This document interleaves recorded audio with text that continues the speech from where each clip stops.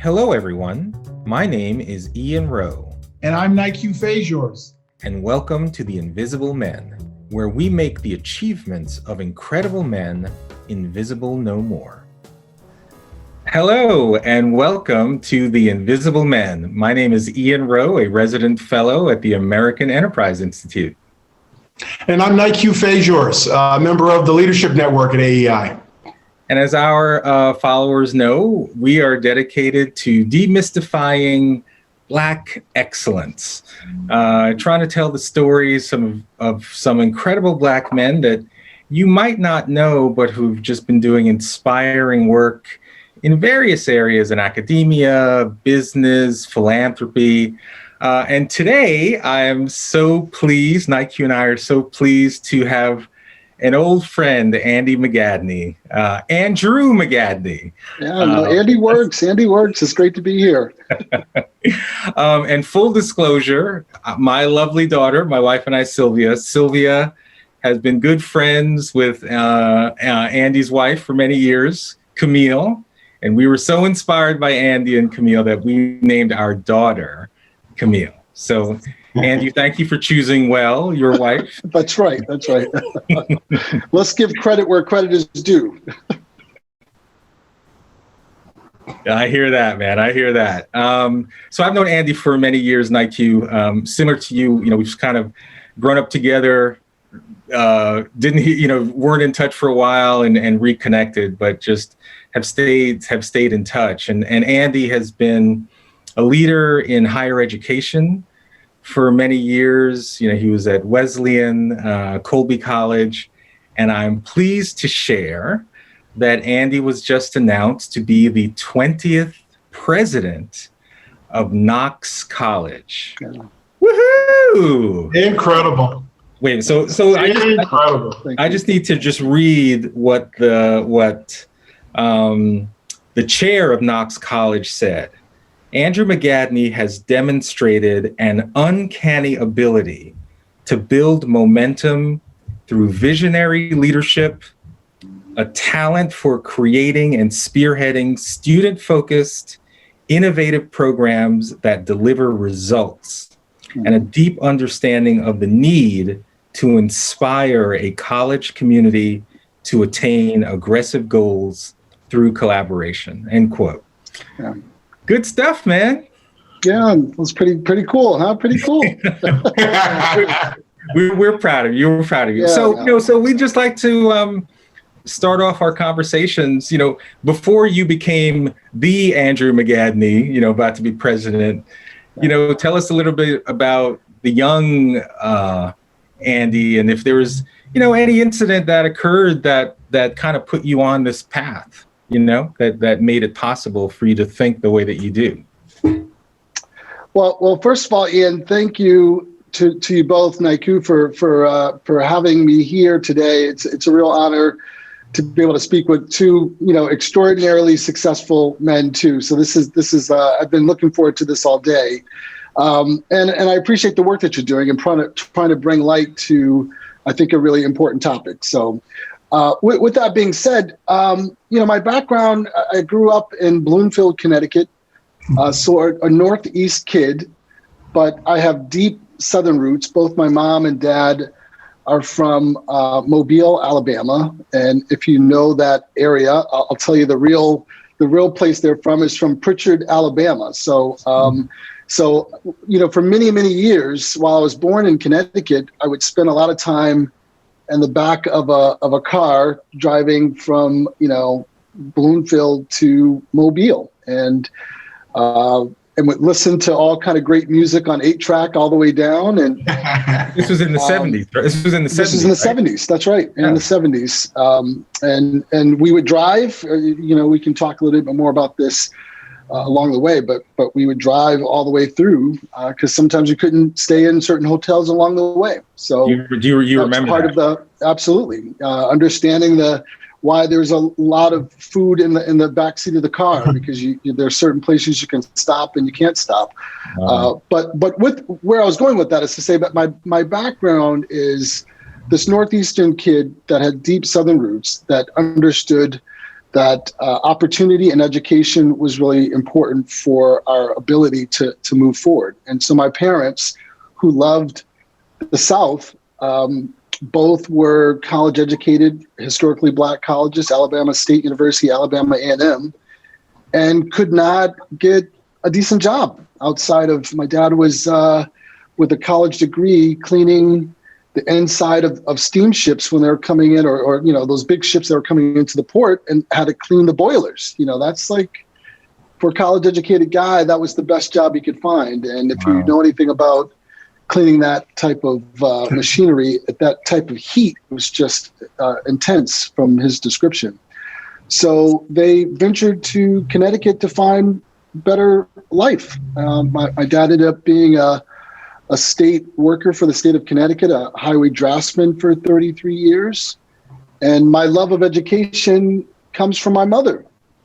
My mom, who was a first grade teacher in Hartford public school system for 30 years. And I'll tell you that some of the greatest joys of my life, I lost my mom right after I graduated from Wesleyan. So I was 21 years old. She died of colon cancer. But the things that were always so touching to me would be, walking in Hartford and you bump into someone, they hear my last name and they say, "Oh my gosh, I had your mom as a teacher." Yeah, first grade. I mean, it's like, what? So you start to realize the impact that you can have on a person's life, even at that early age. And that was in many ways life-changing for me. I never knew I'd be, pursuing a career in education, but totally, when you see and understand the background, you see why this has been an important journey for me. Wow. And how often do you get back to Pritchard or Mobile? Post the COVID-19 pandemic, probably once a year. My dad's there now, living in Mobile. I still have lots of cousins and aunts, uncles in the area, and so it's really, really delightful. And as you know, Ian, Camille, my wife, is from Jamaica, so for a long period of time, we have 3 beautiful kids. We try to make sure that they have experiences on both sides of our culture, their culture. I'm a little delinquent in getting the family back to Jamaica, so if Camille's mom sees this and dad, I apologize. I'm coming.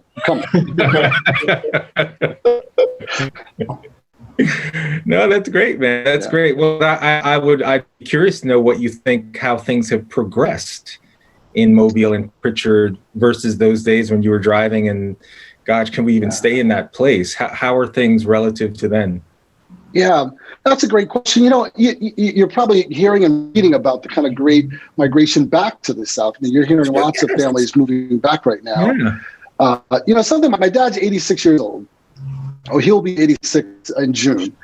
And something he mentioned me years and years ago has always resonated in my head. Because I asked him, like, "Dad, why are you heading back to Mobile?" And he's like, "Andy, when you're in the South, you know where you stand. People will tell you right away whether they like you or you don't. In the Northeast, it's not always the case."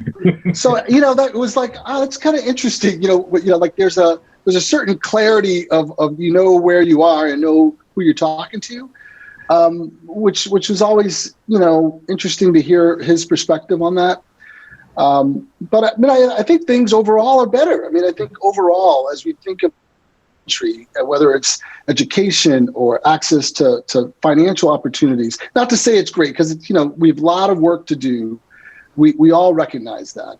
But for all of our lives that on the screen today, as we think back 10, 20, 30 years ago, things are better for us. Opportunities the doors are open, access is better. The ability to live where you want to live is better than it used to be.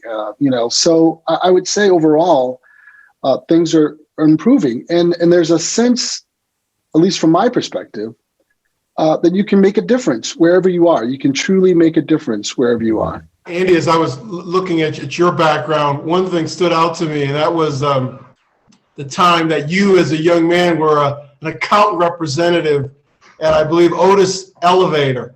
That's right. I tried to think about that young man vis-a-vis where you are today. And I asked the question, were there things you learned as an account representative that actually were even relevant now as president of a leading university? Yeah, I would say, like the first thing is relationships matter. Relationships matter. I can tell you today that my experience working at Otis Elevator Company, part of United Technologies Corporation, was a wonderful experience. I'm still in touch with the account rep that I worked with. We're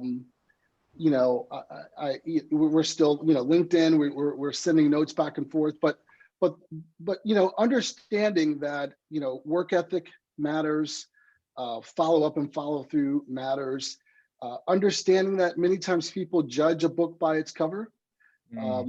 That was definitely the case as, a sales rep for selling elevator service contracts. That's definitely the case, walking in as a fundraiser for Wesleyan University or Clark University. They hear a last name McGadney, Andy, then here I show up. Sometimes they're not expecting the person that walks through the door. But understanding the power of those relationships, I would say, from working at Otis Elevator was something that has carried through my time as a professional in the education career too, because they do matter, and you can make differences in people's lives, and people respect honesty, they respect the work ethic, they respect that you do what you say you're going to do, and you follow up, and you're treating with respect. And those are kind of those principles of things that will be recognized in the field of human endeavor. That's really powerful, because I think sometimes people look at large corporations and they say, oh, they're just these giant factories that stamp out products and don't really impact people's lives, and people just work there to get a paycheck. But I think many of us have that, first job experience, and it stayed with us the rest of our lives. And there were so many things that, you eloquently articulated that we were taught and we observed. Right, right. There are two other things I'll mention about my experience at Otis. One, I don't know if you are both familiar with Inroads, but Inroads. Yes. Did that start in Boston? I don't know where it started, but, okay. I was part of the Hartford office. Okay. And Inroads was the organization that provided the opportunity for that first entree into corporate America. And they were looking for talented young professionals of color to kind of, provide leadership within the kind of corporate environment. And that was, I never forget that experience, because that was part of that access that allowed a group of Black, Latino, Latinx, members of our community into those firms. That wasn't happening at those numbers over time. Now, many of us have continued and gone into different ventures, but those early experiences were pretty powerful. So I want to give that credit to Inroads early on. And then two, going back to the relationship piece, I do remember when my mom was a school teacher, she would speak to everyone, from the janitor to the principal, to the young student, to everyone else in between. And she would, we would talk with the janitor on our way in and out and make jokes and things of that nature. But I recognized that, my mom was talking to everyone at all levels. So when I was at Otis, there was definitely the sense of, the sales reps were over here, the office managers were over there, and then you had the mechanics. And I was quick to understand that you're better off having great relationships with everyone, including the mechanics, because actually the mechanics were the ones that actually gave me the best leads on where to go to get new contracts. They knew the elevators better than anybody else. So when you treat people with respect, it comes back. And the first thing they saw was this, kid, driving a nice car. But I recognized that, hey, you know what? You buy those guys a cup of coffee, you meet them for a drink after work, all of a sudden the respect is earned, and your ability to operate is very different. But it's those little things that are not little. that truly make a difference. Got it. So Andy, how did you then make the pivot into higher education? Like what was that led you down that road? Yeah, in some ways it was a bit of a, I was going to say a bit of a mistake, but it really wasn't a mistake, right? So on one hand, I had a good friend of mine that I'm still in touch with today, who mentioned to me probably a year ago that when I was a student at Wesleyan, he said, Andy, do you know when you were a student, you said that you wanted to be a college president? I was like, oh gosh. I didn't remember. Andy, one of the first things you said to, right, one of the first things you said to me, like, I do. I don't know, 15 years ago, like, I want to be a college, I'm like, okay. Well, by the time we met, Ian, it was crystal clear, but I didn't realize I was saying it as a student at Wesleyan. But I'll get to that in a second. Like I saw the role of a college president. It seemed to me it was a position that filled all the things that I was passionate about, all lumped into one job. Like, I really enjoyed fundraising and raising funds to really do, awe-inspiring initiatives. I love business. I was a small entrepreneur, but did I want to do that every day of my life? I like politics, but did I want to run for, office all the time? I loved the academy, but did I really want to be a tenured faculty member? So I felt like there were all of these pieces that I could do as a college president, but didn't have to, dive deep into those areas. So I thought it was a great role. So I left Otis Elevator initially because a job opened at Wesleyan to initially run or be a part of an annual fund. And my thought at the time was I would do a couple years in for-profit, couple years in nonprofit, and then go hopefully to a business school. I didn't think I could get to Harvard Business School like some people on the call, but but I was thinking about business school. And right. and as you probably know from my background, I never went to business school. I had a long career at Wesleyan, ended up getting a master's in public administration and policy, and ultimately a doctorate in higher education. So, once I realized the path, I was very, very committed to pursuing that goal. Yeah, it's amazing. Amazing. Powerful. Well, I think we have a nice transition point, Andy, to what we call our speed round, where I throw out a couple of individuals or institutions, ask you to pick one and tell us why. So I'm going to feed right into what you just said. I know Wesleyan is very close to your heart, but Columbia or UPenn, since you have degrees from both those institutions? Oh, that's a good one. This is tough. Great institutions. You got to choose. Right. So I'm gonna pick UPenn, and I'm gonna pick it because of relationships. Not that I didn't have great relationships at Columbia, but the UPenn program that I was a part of was this executive doctorate program. It's a cohort model that was in many ways life-changing. We were deeply immersed in the work that I was doing every day. So I felt like I was going to class, and yet I was getting immediate information and having great conversations about things that I was doing day in and day out with some phenomenal minds. Some sitting college presidents. We had, a senior partner at McKinsey. You've got, school archivists and, diversity, equity, inclusion experts and admission. I mean, it was just a rich group of very talented people that, once again, still very close to all of them. Great relationships and phenomenal teachers and faculty members that were awesome to work with. So that's brilliant. Thank you. Okay, so next, Malcolm or Martin? Yeah, good one. Another great one. How can you choose? I think I would lean towards Malcolm. I think both inspirational, both in so many ways great for our country. But I as a person who loves language and writing. I mean, I felt like Malcolm had such a wonderful way of articulating strong points. His message is straight on point, kind of raw in some cases, but over time and as time has shown, very masterful in what he was saying and how he lived his life.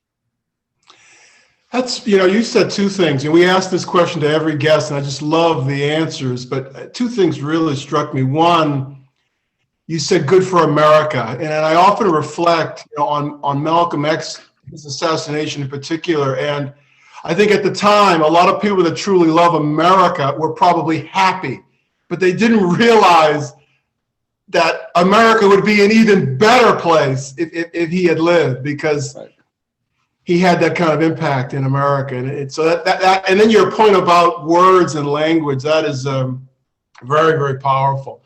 Well, one more. So economic development or civil rights? Ooh. I'm going to go with economic development. I actually believe that, through the power of economic change and prosperity, all people, all backgrounds, all lives, can elevate, and through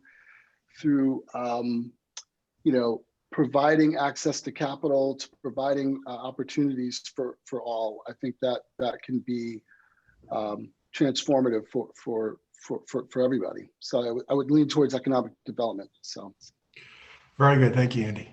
These are good ones. These are good ones. These are like questions that could be debated for hours. So we do a whole show on each one. Absolutely. Well, speaking of debating for hours, I mean, Andy, you're about to take over a major college, Knox College, and it is interesting what's been happening on college campuses, right, across the country. This whole idea of debate and free speech, and yet there's a lot of incidences where it seems that ideas are under assault, or they can be, or unless you're of a certain orthodoxy. And I'm just curious what you think about that as you are about to embark upon this journey. How do you facilitate free speech, civil discourse at a time when we're so divided, on college campuses? Yeah, great question, Ian. I think this is really where, small liberal arts colleges and universities across this country, this is really where our sweet spot should be, right? I mean, we should be the places where we're teaching students on the importance of doing the research and understanding all issues and all sides of issues, right? And then being able to have difficult dialogues on those topics in a way that's respectful. Because guess what? If you're able to do that, you're going to learn and grow. And at the end of the day, we should be open-minded to learn and grow, and being willing to test our own kind of opinions. Many of our opinions are based upon experiences of the past. I think a place like Knox College is a wonderful kind of environment for young minds to come in, to be open to different perspectives, to really dive deep in the research and inquiry, and then being able to ask tough questions, but doing it in a space where they can share their true viewpoint, but be willing to be changed. And if they do change over time, that's okay. And so how do you create the environment where differing opinions can still come together? I'm struck by the hard differences in opinion. When you look at the politics of today, there's like, it's either you're one way or the other way, and there's the two shall never meet.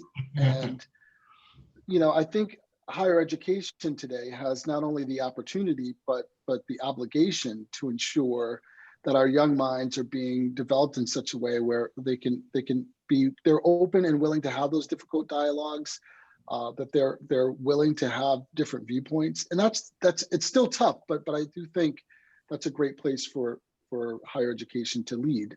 in a way Yeah, that I mean, yeah, I think you're they so haven't right. I been. mean, you Yeah. just said it, that these hard positions, and the chilling effect is that if you have a young person who's just kind of trying to think through these issues, there are real consequences to expressing an opinion which may not Right. be on either one of Right. those sides, right? So what does a college president have to do? Like, what do you Yeah. have to model to let someone like that know that their voice matters as well?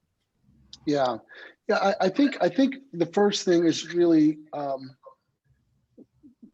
ensuring that people understand that you're one of the desires of a president in the early, especially in the early days of a presidency, is the desire to listen, to listen and learn, to be able to hear where people are coming from, understanding the various differences. But if everyone walks into an environment with the thought process that I'm not here to share my perspective, but I'm really here to learn, to understand why that a person is thinking or feeling the way that they are, and then pause, like really pause to truly reflect on what you heard, understand it, and then the next piece of it is really to be open to dive into the research and the evidence, so you can have factual information that you can then base your own opinion on, and then being able to share it. And you want to create the environment where those differences of opinion, are not like endpoints, they're beginning points.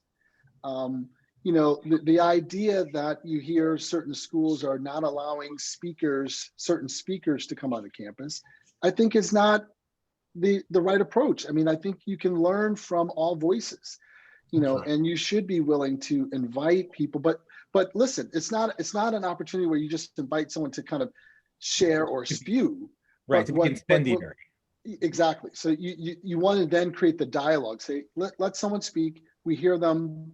Let's ask tough questions. I think there's great use and a great opportunity in teaching students and faculty members to ask tough questions, but then be willing to understand and listen on the other sides of things. But I think that there is a real place for higher ed to kind of lead in a way of creating young minds of the future, so that we don't have the divide. I mean, there will always be differing opinions, but you can still come together to understand, learn, and grow, and respect one another in those scenarios. Yeah. I mean, Andy, even what you just said, the very fact that you even say we can have speakers come onto our campuses, even that Right. is a statement that requires some courage these days. I mean, Absolutely. we have heads of major universities that have succumbed to pressure to not allow, I mean, maybe people with somewhat extreme views, but just Yep. come to talk. Even that is now a threshold of Right. courage in our current environment. Right. But that is correct, that what you're sharing. But I do think this is where institutions can make a stance to say, we're comfortable, inviting speakers that might not have the main viewpoint of everyone around the table, but it's important to hear that viewpoint, and it's important to understand. You may not have to agree with it, which is fine too. Like, you don't have to agree, but you should at least be willing to listen and learn. And if anything, it helps to strengthen your argument. Right, It helps to exactly. strengthen That's right. your thinking, and it might even change, your belief. But if Heaven nothing else, forbid. yeah, No, right. Andy, Heaven I'm forbid. 100% right. What are you talking about? That's right. That's right. I don't need anyone to come talk to me. I'm right. Yeah. Right. Right. Yeah. So, well, Nique, I don't know if you had an additional question. I was going to ask about Daryl. Please, I think it's time. So Andy, as you know, you and I talked when Nique and I started the Invisible Men, 30 years ago. It was it was to speak to particularly, I mean, to all people, but particularly young Black kids who may not be able to have a vision for their future based on the context that they are currently in. And we thought it was important 30 years ago to showcase, Black men at that time from the Harvard graduate schools to speak to an imaginary kid, Daryl, 16 years old, living in forgotten USA.